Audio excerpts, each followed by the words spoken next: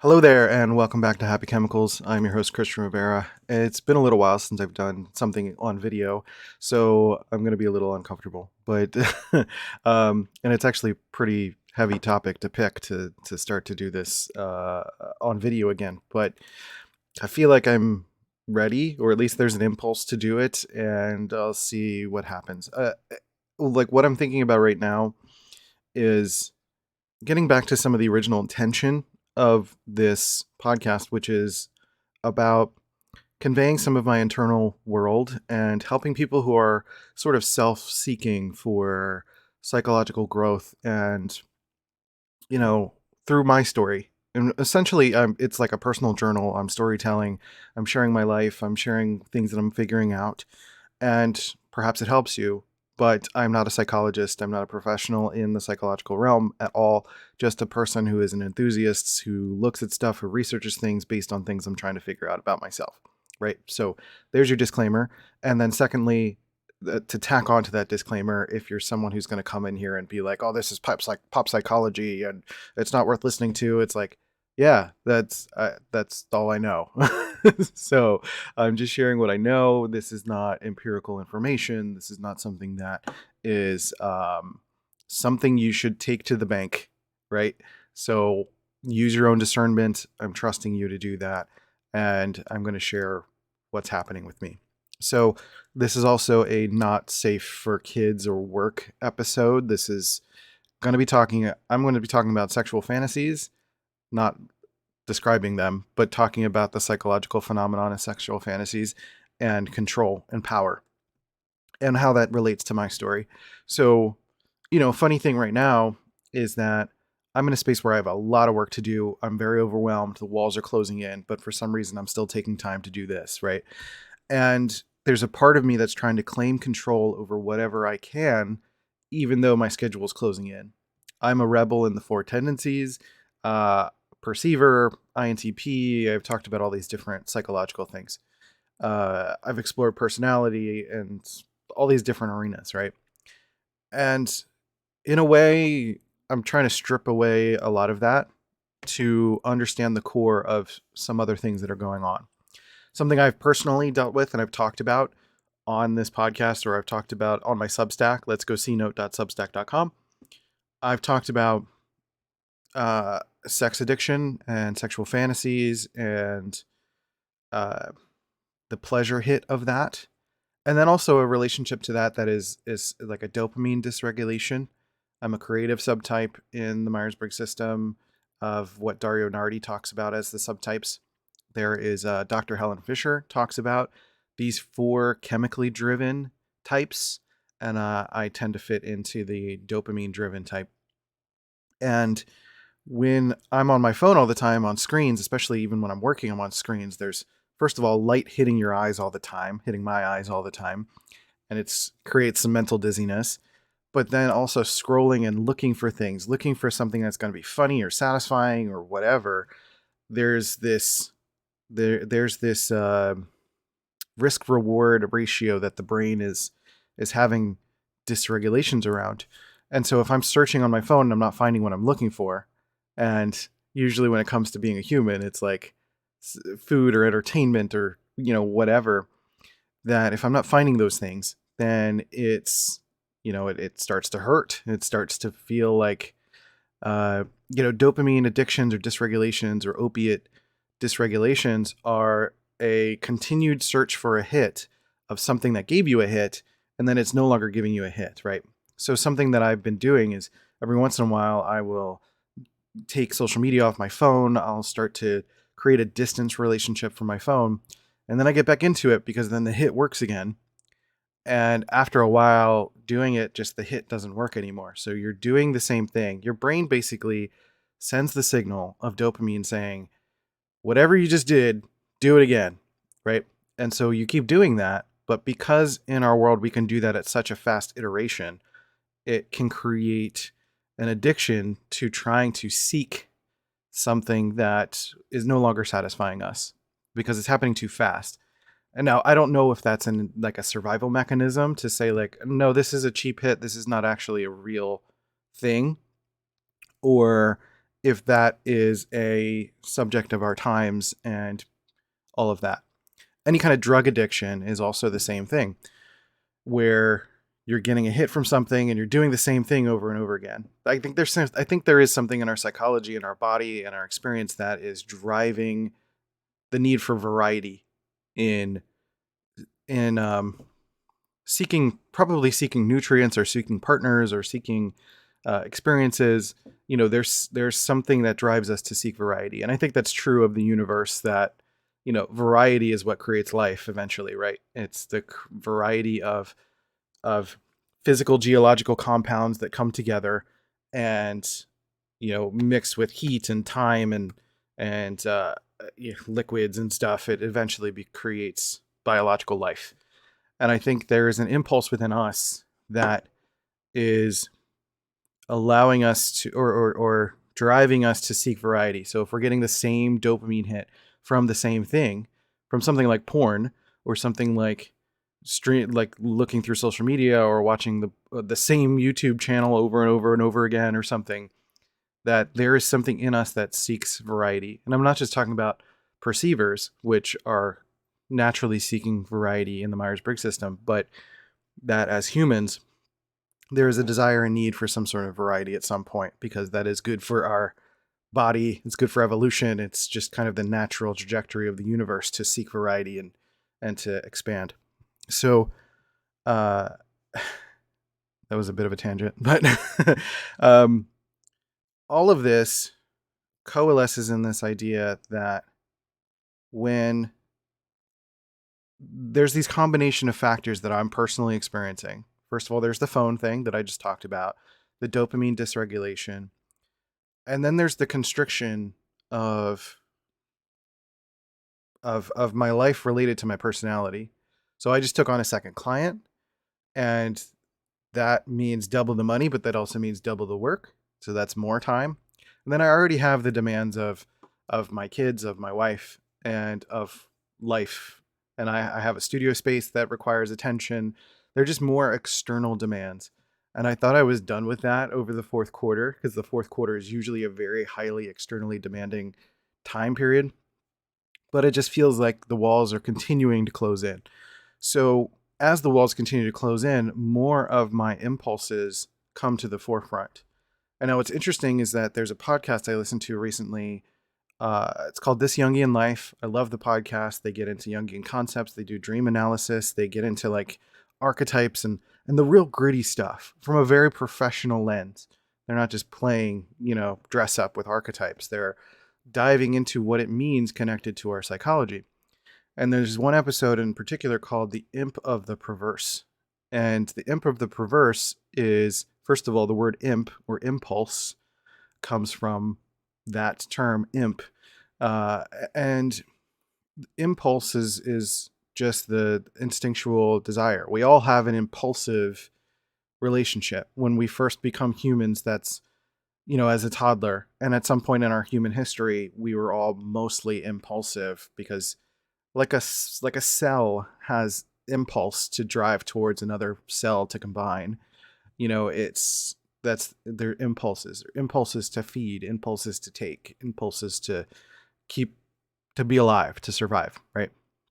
And so at points in our evolutionary psychology and our social development, we become more distanced from our impulses. It's we get into a religion, or we get into family systems, or we get into school, or we get into workplaces, or we get into more like big picture jobs that traverse the world or whatever, that require us to behave in some sense or another. Now, I'm a sexual one in the Enneagram.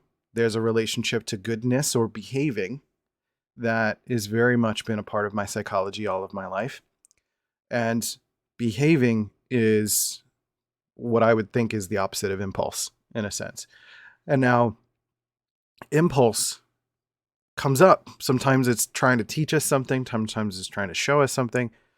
And impulses are so the imp of the perverse is a story by Edgar Allan Poe. And the story essentially involves the narrator eventually admitting that they murdered someone. And they initially said that they did it with no reason, just because they could. Because, I mean, as an INTP, I kind of relate to the idea that, if you could think of a way of getting away with it, which I'm pretty sure every INTP's probably thought of,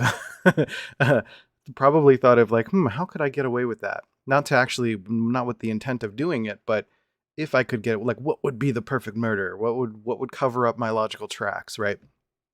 And so the narrator just basically gave that reasoning of, like, I did it because I could. But then it was later revealed that the narrator actually received the lump sum of money left over by the person that they murdered.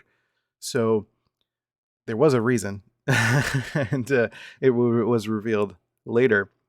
And it was revealed later because the narrator was visited by the imp of the perverse, which is more of a psychological construct or kind of an archetype kind of thing, visited in a dream kind of situation. And the imp of the perverse coerced the narrator to give themselves up, to submit themselves to the authorities. And so there is this idea that the episode goes into much more depth, but this idea of both the impulse to give in to a desire, but then when you give in to the desire, another impulse to give yourself up, right? So there's like lessons in both psychological urges. One is the kind of the test of whether or not you're going to do it, and the other is the test of whether or not you're going to hold on to the guilt, or hold on to your reasoning, or hold on to the shadow material that now has become this secret of what you've done. So either way, the imp of the perverse is not really going to let you get away with it, even if it's something that drove you to do it in the first place. Because as a conscious human being, you're still in charge. So you're still responsible regardless. This imp didn't make you do anything. It's like, it's about choice. And the episode goes into much more detail about, like, the call of the void and other areas where we have psychological choice. And so this all leads into this sexual fantasy idea, because as when I was basically going through puberty, I had a lot of stuff going on in my house at home. Very overbearing father. My parents were fighting all the time, literal kicking, screaming, throwing things, that kind of stuff. And I had to take on a protector role with my siblings and my mom, and sometimes my dad if my mom was being the attacker. Kind of depends on the situation, right? So I tended to, as the walls closed in, with external demands or external pressures or external stressors, I turned to sexual fantasies and masturbation typically. And those sexual fantasies were, after doing research, I realized that there's, for men in particular, there's essentially two areas. It's either control over women or being controlled by women in sexual fantasies. And mine was control over women. And it was because of generally having control of a situation, having control over life, having control over whatever. Some of it's a relationship to masculine and feminine, that an overbearing father makes a young man sort of recede into more of the feminine. If you're not able to, traverse the masculine figure, the father figure. Now, eventually, there's a psychological concept of killing your parents that's not literally killing them, but it's about letting go of the dependency of your relationship to your parents, which I've been working through, and feel pretty confident that that's no longer a problem in its literal sense. Like, all of what I'm talking about was in the past, but it's manifesting itself again as something that's been an issue for me in terms of seeking control, having more fantasies, having more dissociations, having more retreats to places that will lead to physical pleasure, because I'm lacking control in my literal life, right? So I'm speaking of this as, like, I'm a 37-year-old man. I'm sure there are a lot of young men who are younger than me that watch this. or someone around my age who perhaps has experienced something like this. And the challenge that it's the challenge is that sometimes that can bring out shame, which only pushes things down further. That doesn't help, right? So most ways out are through. So it's sort of welcoming and analyzing what's going on, what's a theme here, what's happening. And there are plenty of websites where you can do Google searches and try to find some answers about what Carl Jung has said or what Freud or whoever has said about, I mean, Freud has a lot of weird things about sex, but, um, but what various people have said about, uh, sexual impulses and urges and, uh, things like that. And like fantasies are normal. It's normal. Like that's the thing. Is like it's normal to have fantasies about people are being attracted to somebody or something like that. It's the frequency and the why, right? The escapism. If it's used as an escapism or a dissociation, that's when it becomes a problem. And then I've realized that over my life that when I would get into a situation where I am uh, let's just be forthright, where I'm masturbating regularly, it actually, especially using mental fantasies, it actually affects my relationship to women in the real world.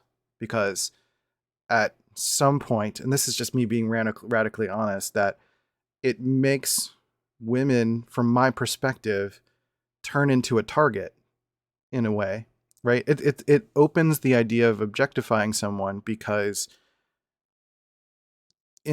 because if they exist in my mental fantasies, it's almost like they're not real in real life. They're not, it's easier to make them not a real person. So it sounds messed up, but it's identifying that had been the case for me and realizing that's a real situation, right?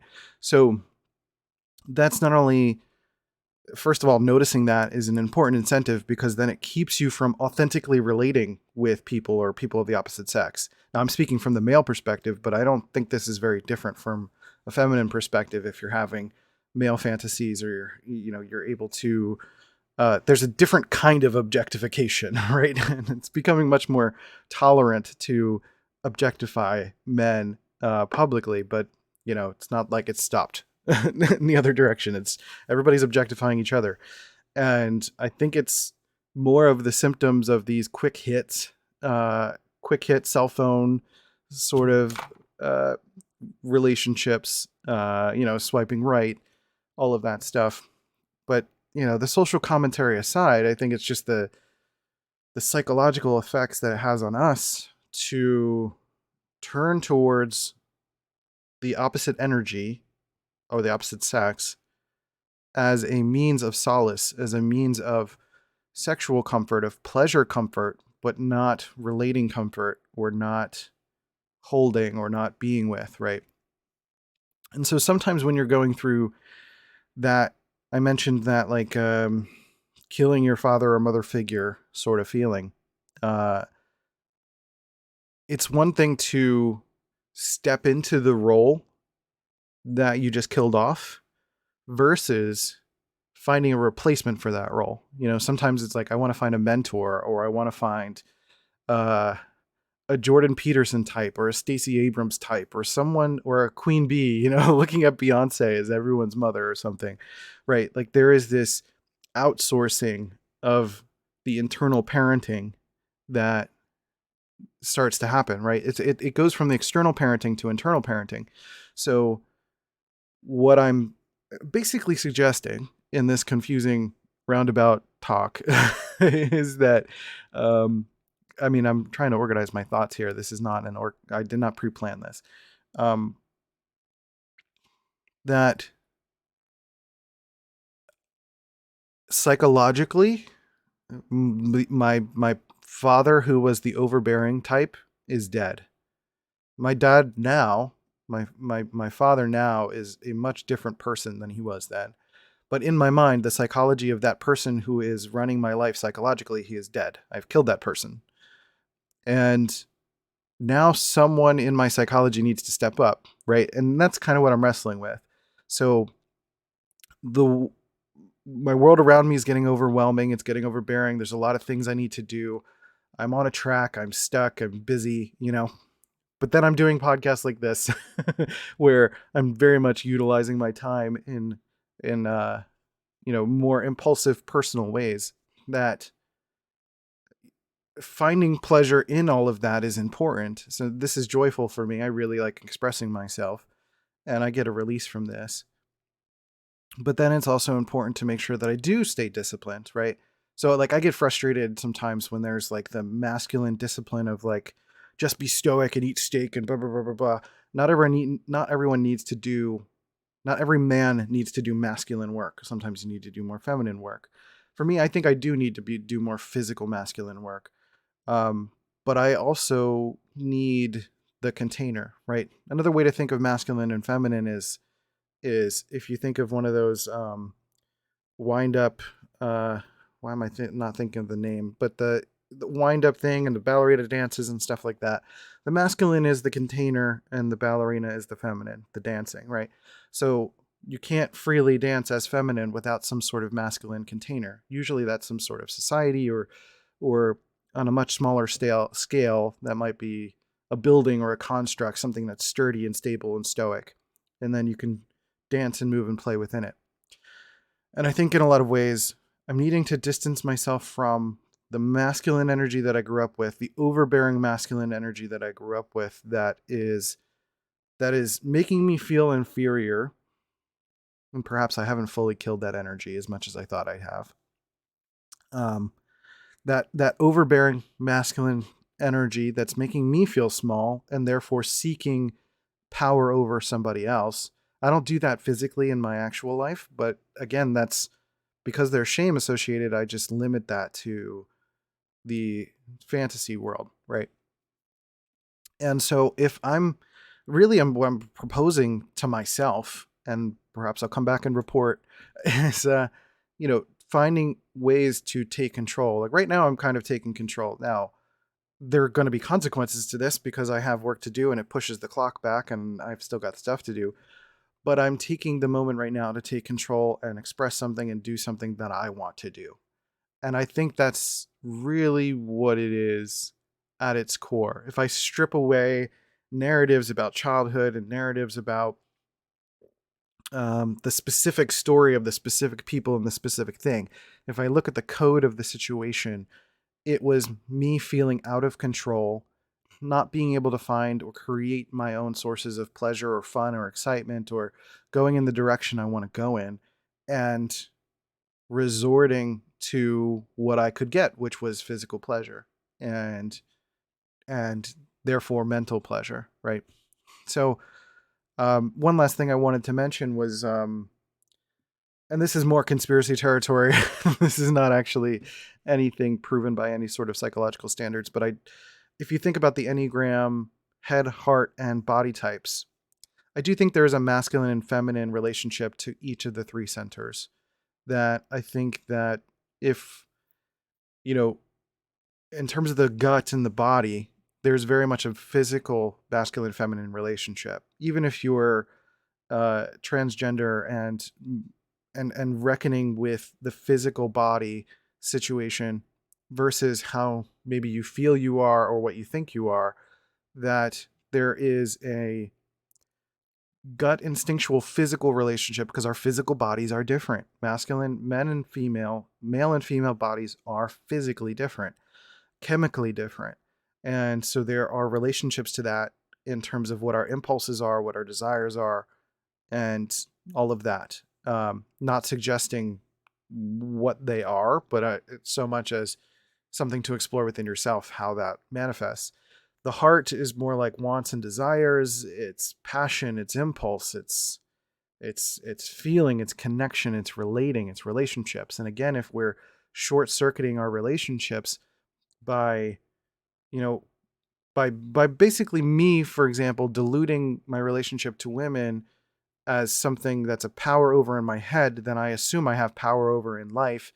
And that changes my relationship to wanting to authentically relate with women, because if I'm proven wrong, it's going to mess me up psychologically. So it's it's knowing in my heart that that what I'm doing impulsively in terms of my relationship to the mental fantasies and stuff, and not taking control of my life, is hurting my relationship to relate to the opposite sex, which is hurting my ability to have the mirror to relate to my internal feminine, to relate to the the deeper challenges in my life that I can't see myself. And that's a major part of self-seeking, is you can't necessarily just think your way into psychological growth. You need to relate to people. You need to physically move your body. That's why I focus on the three centers. We put a lot of emphasis on the head, and there's very much mental masculine and feminine too. I think the masculine tends to try to plan and think of the future, and the feminine tries to focus on the past and the emotional narratives and things like that. And those are the mental constructs of our memory and our imagination that are tending to hold us back. So in my case, I think I'm using mental dissociation to not really think about either. I mean, sometimes with mental fantasies, I think about past sexual relationships that I've had, and they call that the spank bank, as it were. And to me, that tells me a relationship to the inner feminine is there. That it's not always about relationships to someone I'm aiming towards, but but something in the past, right? So I think there is this relationship to masculine and feminine that, if we can get to know where we skew on either of these centers, that we can know where we're imbalanced and try to figure out how to balance the other side. So I think there are elements of me that need masculine balance and feminine balance. I'm still figuring out how and the specifics and stuff, but I think it's really interesting to think about um, how those mental sexual fantasies and my relationship to control of my situation, because it is needing to change. So uh, I would basically suggest, and this is what I'm suggesting to myself, is that if you feel like you're constantly dissociating or impulsively dissociating into like sexual fantasy land, that there's probably shortcutting a desire to shortcut your way to pleasure and control in a way that is indicative of your life circumstance, like you don't feel in control. Whether that's because you don't feel physically in control. For me, some of it is physical. I need to work out. My ankle's still a problem. I can't do a lot of things that I used to want to do, and reckoning with some of those things. And the opposite may be true. You might have sexual fantasies where you're being dominated. And if that's the case, then it's probably your psychology is probably asking you to step up more, right? So um, and asking you to embrace more of the the masculine side. I don't know if I said that backwards, but um, let me summarize then. So if you're constantly in control in sexual fantasies, you're probably overwhelmed in your life and needing to flow more with what's happening, as opposed to trying to overbearingly control it. Um, I don't know if that makes sense. And then the other side is that if you're